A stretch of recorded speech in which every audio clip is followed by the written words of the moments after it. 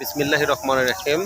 Hello everyone, বরাবরের মতো আমি মোহাম্মদ শামসুজ্জামান আপনাদেরকে নতুন একটু ভিডিওতে স্বাগত।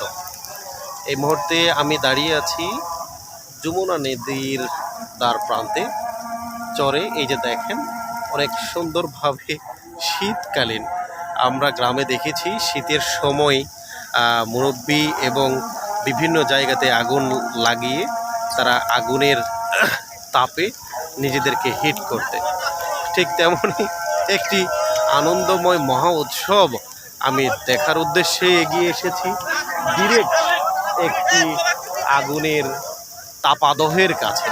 আপনারা দেখুন, অনেক লোকজন এখানে একত্রিত হয়েছে আগুনের তাপ নেওয়ার জন্য। দেখুন কত আগুনের তীব্রতা। আমি একটু পাশেই দাঁড়িয়ে আছি, এখান থেকে দেখা যাচ্ছে আগুনের তীব্রতাটি। দেখুন পাশে যমুনা নদী বয়ে গেছে আমার পাশ দিয়ে।